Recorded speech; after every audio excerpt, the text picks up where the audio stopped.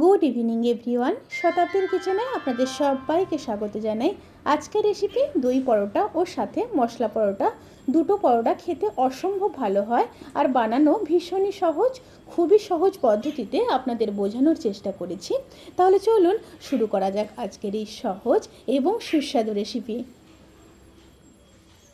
দই পরোটা বানানোর জন্য আমি এখানে 1 বোল দই নিয়ে নিয়েছি। দইয়ের মধ্যে হাফ চামচ বেকিং সোডা আর হাফ চামচের থেকে একটু কম বেকিং পাউডার দিয়ে দেব। বেকিং সোডা আর বেকিং পাউডার দিয়ে দইটার সাথে খুব ভালোভাবে মিশিয়ে নেব।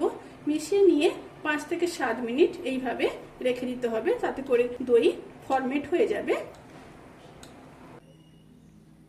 দইটা দেখুন পুরোপুরিভাবে ফরমেট হয়ে গেছে। এবার ময়দা নিয়ে নিয়েছি। এখানে যেই বলে আমি 1 বোল দই নিয়েছি সেই বলেই কিন্তু 2 বোল ময়দা নিয়েছি। আর দিয়ে দিলাম পরিমাণ মতো লবণ, 1 চামচ চিনি দিয়ে ময়দাটাকে খুব ভালোভাবে মেখে নেব। মেখে নিয়ে এবার দইটাকে দিয়ে দেব।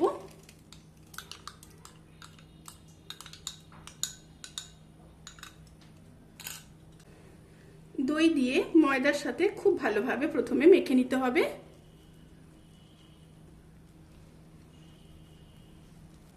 প্রথমে কিন্তু জল ব্যবহার করবেন না। যদি জল লাগে তবে কিন্তু জল দেবেন, তা না হলে জল ব্যবহার করার দরকার নেই। মাখা হয়ে গেছে, খুব সামান্য জল লাগবে, খুবই সামান্য।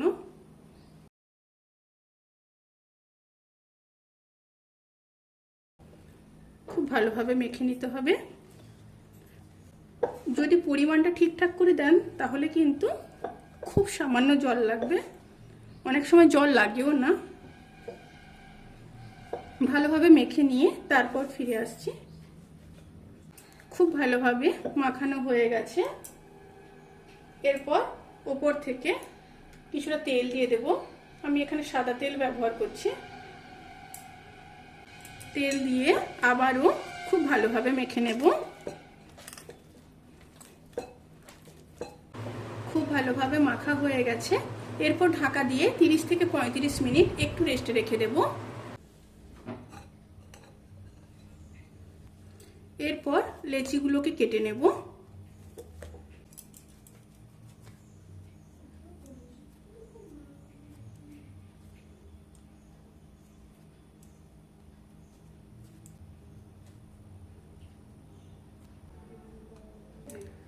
এবার লেচিগুলোকে হাত দিয়ে একটু গোল করে নিচ্ছি। সমস্ত লেচিগুলোকে এইভাবে গোল করে নিয়েছি। এরপর পরোটাটা বেলে নেব। আমি এখানে ময়দা দিয়ে বেলছি, আপনারা চাইলে কিন্তু তেল দিয়েও বেলতে পারেন। এরপর বেলে নিতে হবে। দই পরোটা বানাতে গেলে পরোটাগুলোকে এইভাবে গোল গোল করে বেলে নিতে হবে। আর আপনারা যদি মশলা পরোটা বানাতে চান তাহলে উপর থেকে একটু গাজর দিয়ে দেবেন আর একটু ধনেপাতা, আর সাথে দিয়ে দেবেন খুব সামান্য কালো জিরে দিয়ে একটু বেলে নেবেন।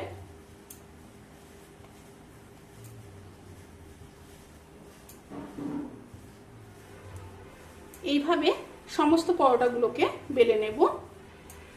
এবার ফ্রাইং প্যানে দই পরোটাটাকে দিয়ে দিলাম। একটা সাইড খুব ভালোভাবে ভেজে নেব। পরোটাগুলো কিন্তু এইভাবে পুরু হবে, পাতলা কিন্তু করবেন না, একটু পুরু করেই কিন্তু পরোটাটা বেলবেন। এবারে উল্টে দিলাম।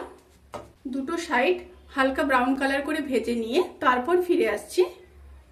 এবার ওপর থেকে ঘি দিয়ে দিলাম। আপনারা চাইলে কিন্তু এটা বাটার দিয়েও করতে পারেন।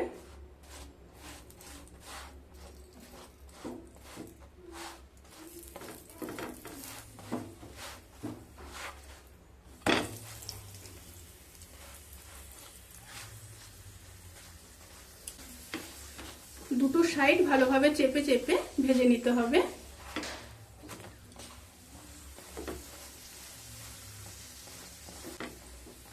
পরোটাটা ভাজা হয়ে গেছে, এবার তুলে নেব। এবার মশলা পরোটাটা ভেজে নেব। ঠিক একইভাবে দুটো সাইড খুব ভালোভাবে ভেজে নিতে হবে।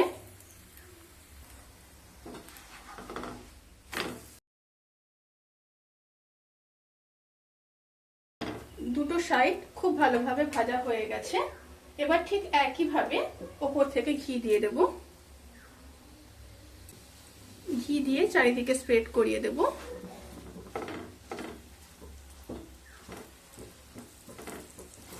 দিয়ে উল্টে দিলাম, দিয়ে অপর সাইডটাও আবার অল্প ঘি দিয়ে দেব। এইভাবে অবশ্যই বাড়িতে বানাবেন, খেতে তো অসাধারণ লাগে। এই পরোটা বিশেষ করে আলুর দমের সাথে কিন্তু খেতে অসাধারণ লাগে।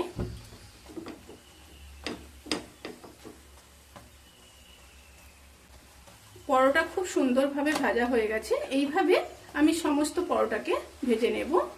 ভিডিওটি কেমন লাগলো প্লিজ কমেন্ট করে জানাতে কিন্তু ভুলবেন না। যদি ভালো লেগে থাকে তাহলে সাবস্ক্রাইব করে পাশে থাকা বেল আইকন প্রেস করে নোটিফিকেশান অল করে রাখবেন। তাতে করে আমি যত রেসিপি দেব সমস্ত লিঙ্ক আপনাদের কাছে পৌঁছে যাবে। আপনারা সবাই ভালো থাকবেন, সুস্থ থাকবেন, সাবধানে থাকবেন। আজকের মতো এই পর্যন্ত। পরের ভিডিওর জন্য অপেক্ষা করুন। টাটা।